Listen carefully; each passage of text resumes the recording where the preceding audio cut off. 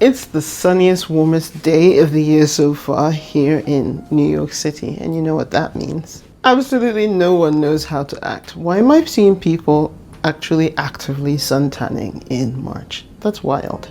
Welcome back to the channel. Spring is finally in the air, and we've just been enjoying it, you know? I've been taking the opportunity to get out there with the kids, a little one-on-one. As soon as that first warm day of the year hits in New York City, like as soon as you see 70 degrees for any reason, it could be February and you see 70 degrees, this is a whole different city. Everybody is on vacation vibes in every corner. And you think to yourself, winter has been long, but summer's coming. Like, summer is coming, I can feel it. It may be a ways off yet, but it's not too soon to start thinking about it. So yeah, I'm having the best day. It's giving major vacation vibes. Last summer, we went to Portugal and Northern Ireland, and honestly, we had the best time. We chose Northern Ireland because at the time my son was completely obsessed with the Titanic. It's interesting. He just really liked the Titanic, and he wanted to go to Belfast. He wanted to see where Titanic was built. So we planned this trip to Belfast so that he could see where Titanic was built. But then we ended up having a really good time and just really enjoying the coast, the Antrim coast. We loved the Giant's Causeway, loved Belfast. And then we went to Portugal for some sun and fun. And that ended up being, besides Belfast and Portugal, we also stopped in London to visit my family, of course. And it just ended up being maybe a 2.5 week trip.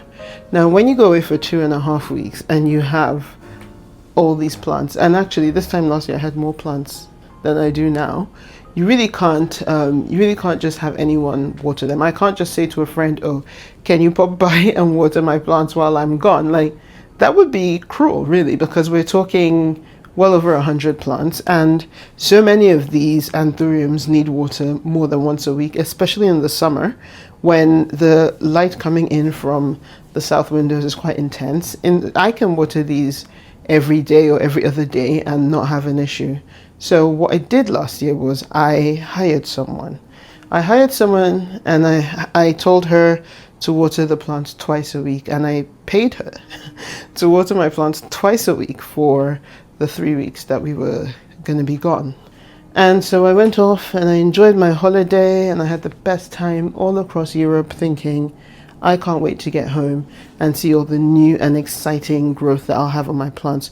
You know what it's like when you leave your plants for 3 weeks and you come back? It's as though everything has grown much faster than it would have if you were here. Now, we all know that's not true, but it just feels like it because you're away for so long. Here I am, coming back from having a phenomenal holiday, well rested, and just really excited to see all the growth and progress on my plants. I get back to New York, open the door to the apartment, and it's a horror scene. It's a horror scene. If you've been here for a while, if you've been on this channel for a while, you probably remember how devastated I was because the person that I paid to water my plants simply did not do what she was paid to do. She might have watered them once, maybe twice at best. They were bone dry. A few of them did not make it at all. I had to let them go. Several of them were seriously damaged. I'm actually still rehabilitating quite a few of them, and we're talking, almost a year now, and they're still not what they once were. So suffice to say, I am not willing to take that chance ever again. And so I've been sort of looking and thinking about solutions to that problem. Because as summer approaches, as the nicer weather gets here, I'm reminded that I have to come up with an answer. I have to solve this problem. I refuse to let all the progress I've made with this plant be set back again. Which brings us to the sponsor of today's video, RainPoint. Thank you, RainPoint, for sponsoring today's video. RainPoint is a manufacturer of smart irrigation systems, and they provided me with this smart home drip irrigation system that can water up to 20 plants. Now, why is this relevant for my summer plans, you might say? Well, it is, I'll show you the system. This is the smart solar irrigation system. It works in conjunction with the hub and the RainPoint Home app. Now, using these three systems in conjunction, I can drip irrigate up to 20 plants. RainPoint also sent me, and I'll show you in a minute, they also sent me a smart soil moisture meter, which I can also connect to the hub, and all three systems can work in tandem with each other. So the moisture meter will detect the moisture level in the soil, and I can set it up through the app so that when the moisture drops below a certain level, the drip irrigation system kicks in and waters the plants. I could also just set it up so that it waters them every so often. So instead of paying Joe Blogs to water my plants twice a week and having that person not do it, I can actually set the system up and say, drip irrigate them, water them every 3 days at this time for this amount of time, and Bob's your uncle.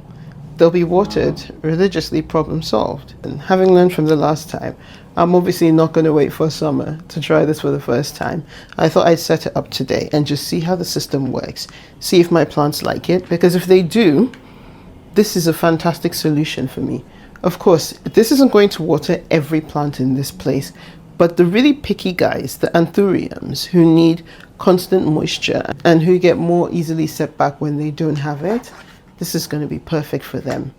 I especially like the fact that I have the app and I can see exactly what's going on in the soil moisture. Now, obviously I only have one probe. So what I'm going to do is stick that probe in the pickiest of them all, my Queen Anthurium. Because if she's happy, I know the rest are happy. That's my logic. That's what I'm working with. I'm sticking in the Queen Anthurium, and I will make her the barometer for the moisture level that I want everybody else to have.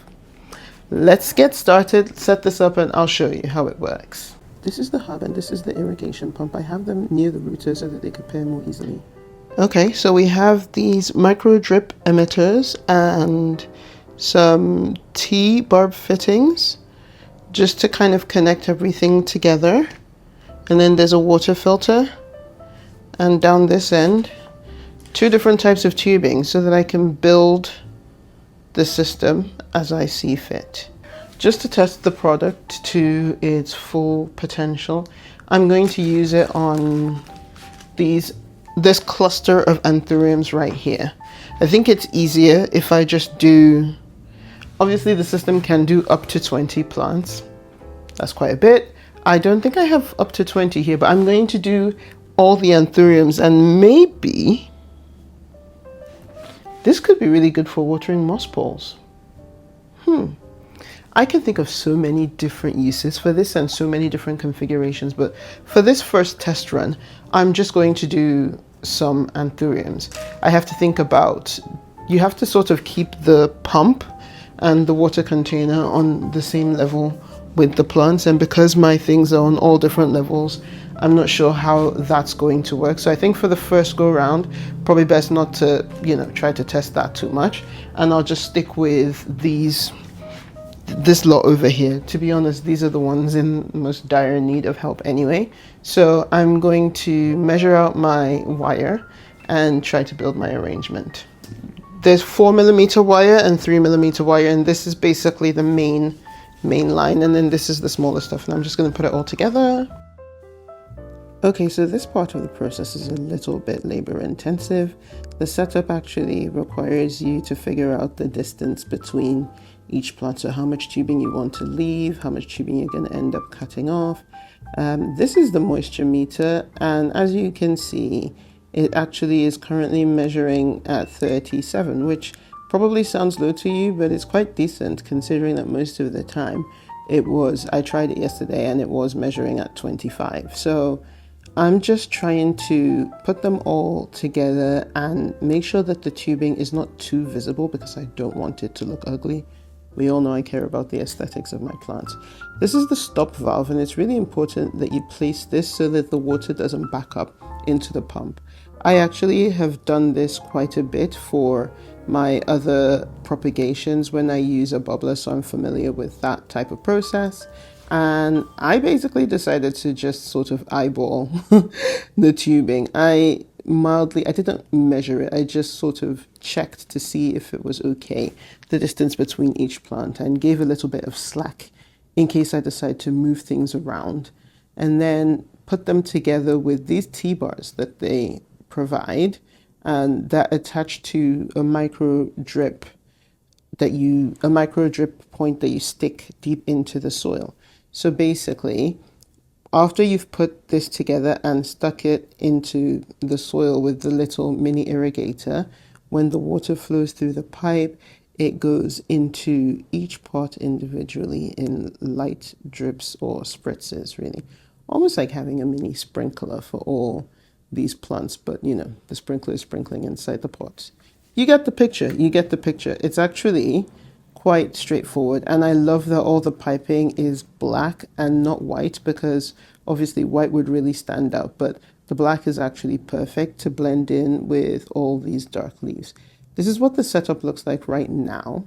It's temporary until I figure out where I want to hide the sort of water bucket and the pump. I haven't decided yet, but this is just a dry run. This is just a test run, so I'm sure I have time to figure out the exact logistics of what this will be.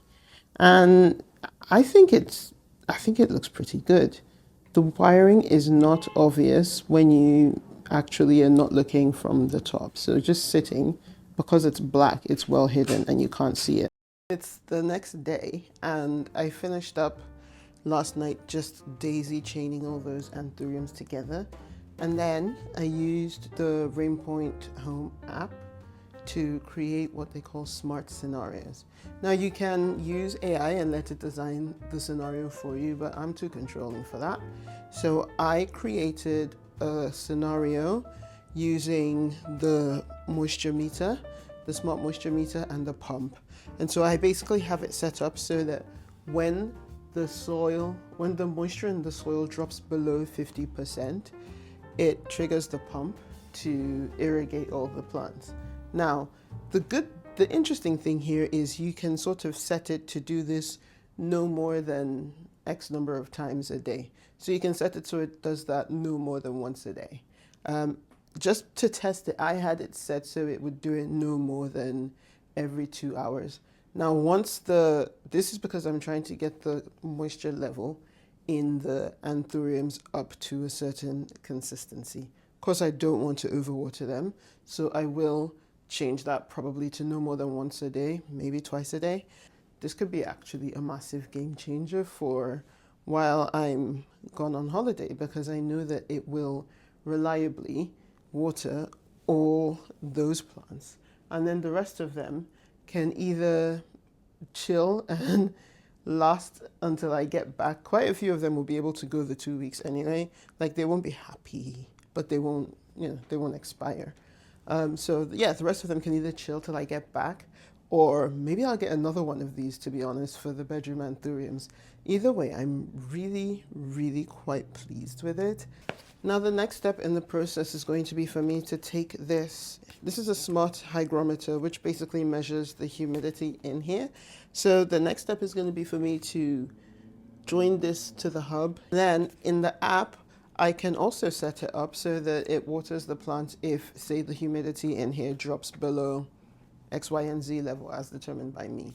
It's going to come really handy in winter. So yeah, these things all work together, which is really super helpful. But the most important thing, I think anyway, is that I can look in the app and track the moisture level. So I can see, for example, if I was on holiday and I looked in the app, I'd be able to see how much moisture, there's a graph that shows how much moisture the soil has.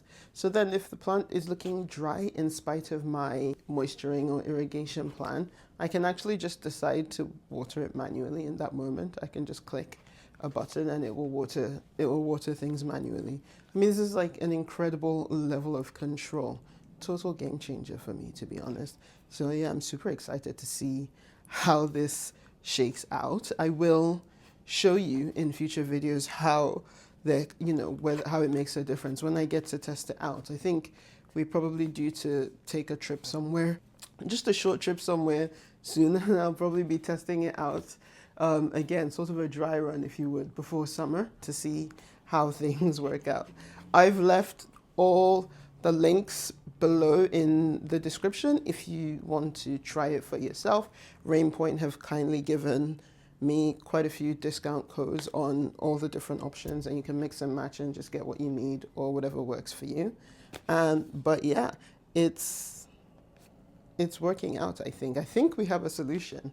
I think I can go on my summer holiday and not worry about the plants being okay, which honestly is a huge relief. The real question now is, where am I going this year? Wouldn't you like to know? Till next time, I'll see you